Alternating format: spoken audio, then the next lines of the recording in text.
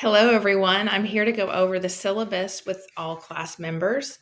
We'll go through the assignments, due dates, policies, all of the above. So starting off, you are here and enrolled in Leadership and Administration in Special Education Programs, or SPED 7704.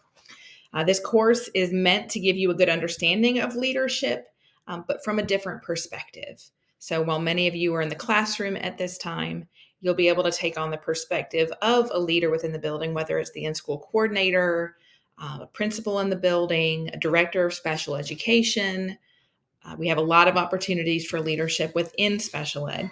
So you'll be taking on a different perspective as you go through some of these assignments, not just a classroom teacher or a school system employee, but really from the district office level, you'll try to take on that perspective and what we're doing.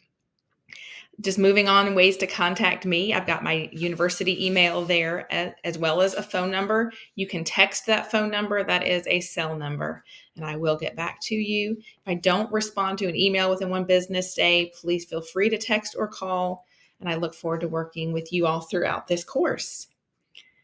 We do have a few meeting times, some that are required and some that are voluntary. The first, these are required virtual sessions. You'll hear me talking about our tea exchange or tea meetings. Those will be discussions that you have with your colleagues. The dates are in a Google form for you to be able to select which dates will work best for you. Most of you have already filled out that Google form, so thank you for doing that. You'll be meeting with your assigned groups of 3 or 4 throughout the course.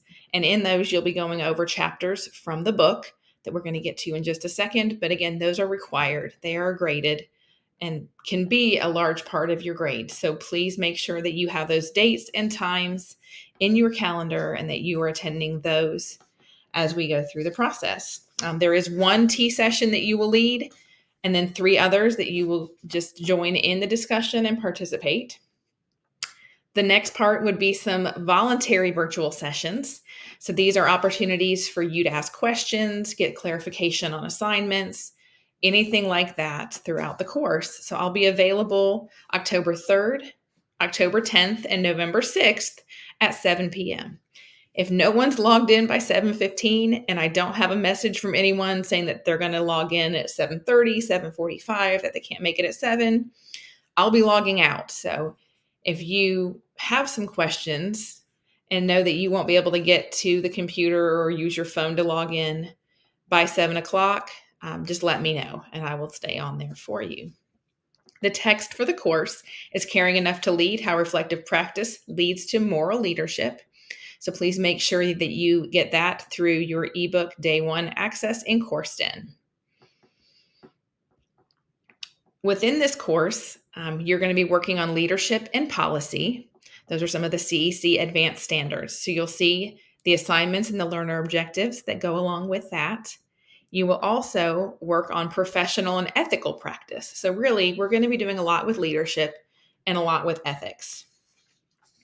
You can see the assignments that go along with this as well. So here is the breakdown of grading for the course.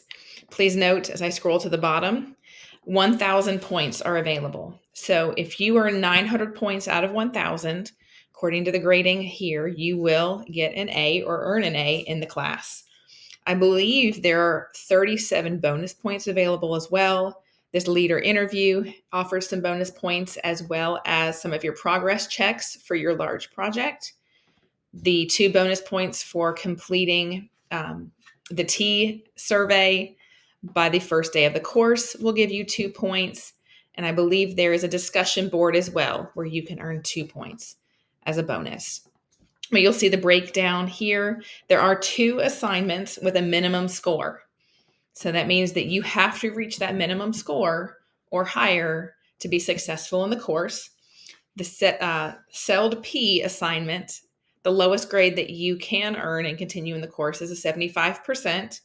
And then the final oral exam will be 70% threshold for that. So please know you need to get those grades in those categories to be successful within this course.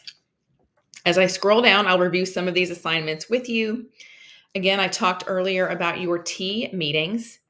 The first part of that is filling out the Google survey. The due date is solid for October 3rd because I have to use that for attendance verification. So please make sure you get that done. If you do it on the first day of the course or by the first day of the course, October 2nd, you'll start off with 2 extra credit points. Once I have everyone's information, I'll be working to divide you into your teams, and we'll get that information posted and emailed to you. The next part is the syllabus quiz. That is worth 20 points. That will be true and false or multiple choice questions going over the syllabus before attempting the quiz. The score is visible to you upon completion of that quiz. The next part is a video where you tell us about yourself. There is a video note is the tool to be used with this, and there is a separate video posted by another instructor of this course that will describe how to go in, how to get to video note to record your message. You'll be answering some questions from chapter 1 in the text, and then you'll be also posing some questions as well. So that'll be a jump start and some scholarly discussions with your team. The next step then is responding to the videos of your teammates. And again, you'll have that reference of teammates that you can go in and do a written reply to their videos. The main assessment in the course is called your Ldrshp. That is we'll start off with a topic assessment, and this is just meant to prepare your thinking about our topic of literacy. So there will be you'll go through the steps, and there'll be a section for you to read, an article for you to read about one of the bills that has recently been passed in Georgia and what that requires of schools.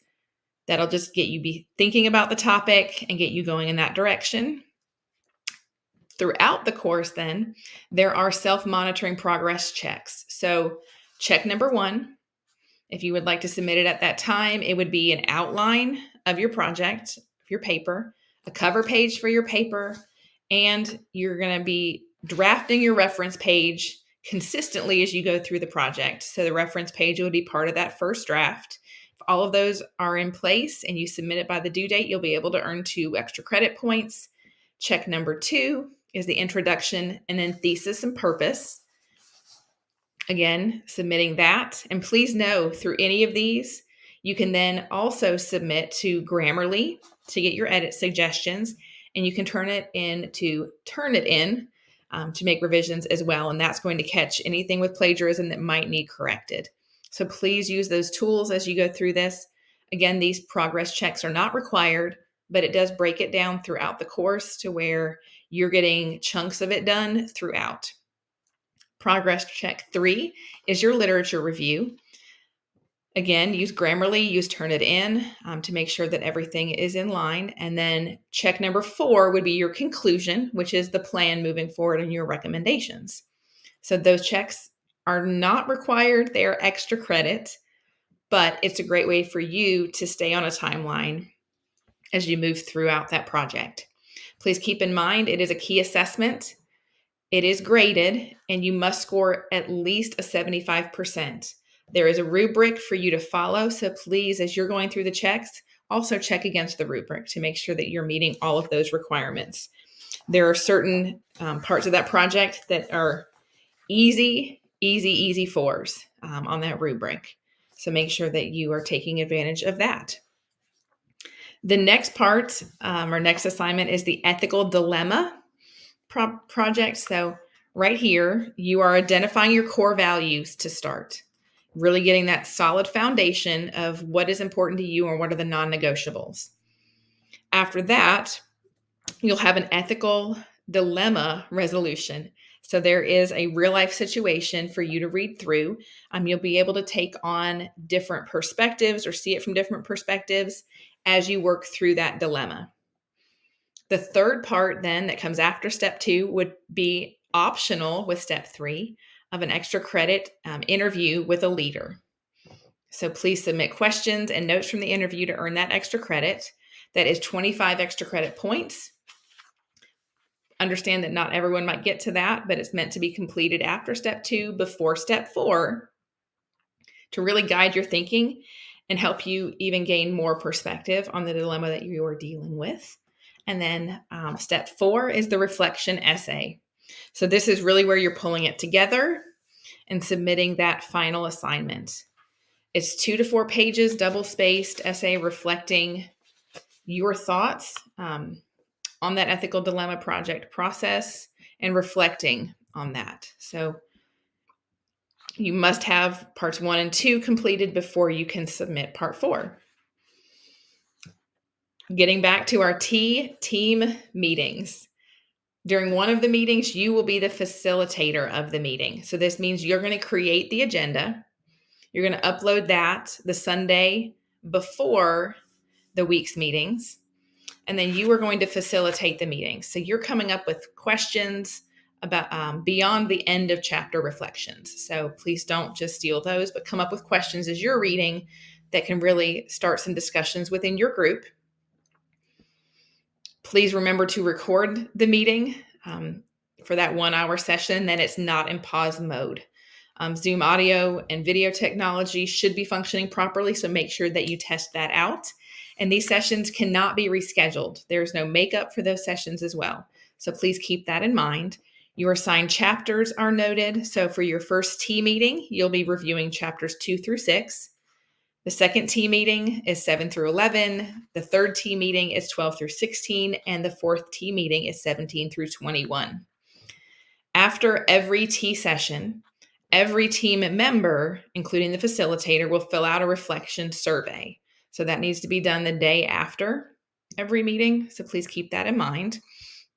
If you are a member in the session and not the facilitator, please prepare for and participate in those discussions. You should have read the material before that meeting.